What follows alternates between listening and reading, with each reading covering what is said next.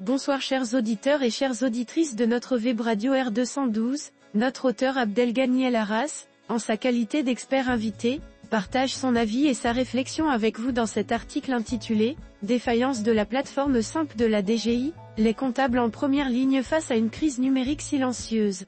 Le voici en podcast pour vous. Abdelghany El Arras ouvre sa réflexion en mettant en lumière une situation préoccupante de la manière suivante. Depuis plusieurs jours, les professionnels de la comptabilité au Maroc, experts comptables, comptables agréés et collaborateurs de cabinet, se heurtent à des dysfonctionnements répétés de la plateforme simple de la Direction Générale des Impôts, DGI. Ce portail, censé permettre le dépôt des déclarations fiscales et le paiement des impôts en ligne, est devenu difficilement accessible, voire totalement indisponible à certains moments cruciaux.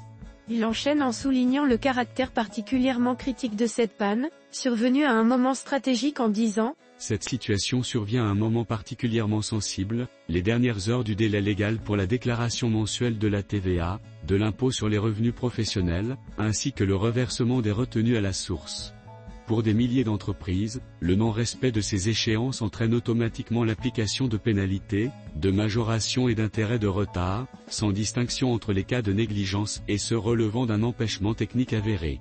L'expert invité poursuit en décrivant les conséquences directes de cette défaillance pour les professionnels du chiffre ainsi. Les comptables et experts comptables, pourtant engagés avec rigueur dans leur mission de représentation fiscale des contribuables, se retrouvent ainsi injustement exposés.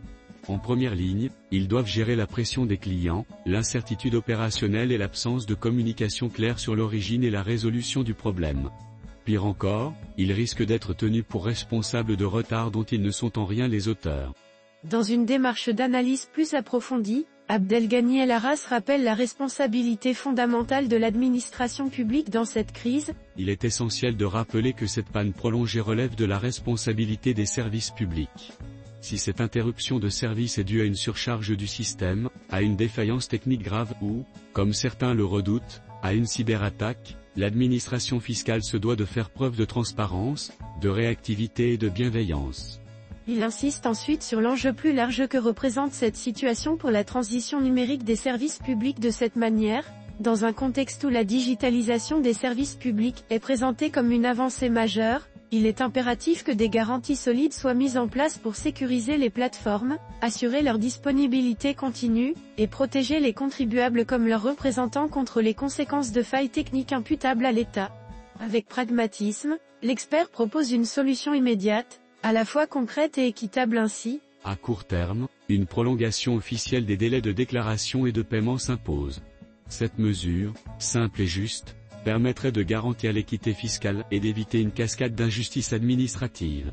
Elle enverrait également un signal fort de reconnaissance du rôle des professionnels du chiffre, trop souvent tenus pour responsables des défaillances d'un système qu'ils subissent autant que les contribuables. Enfin, Abdelghany El Arras conclut son article par un avertissement clair et mesuré en ces termes. Le silence des autorités face à cette crise numérique silencieuse serait une erreur.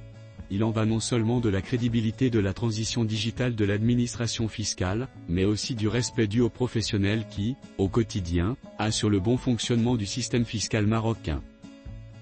Chers auditeurs de la web radio R212, merci d'avoir été à l'écoute de ce podcast et de partager avec nous ce moment d'échange et de découverte.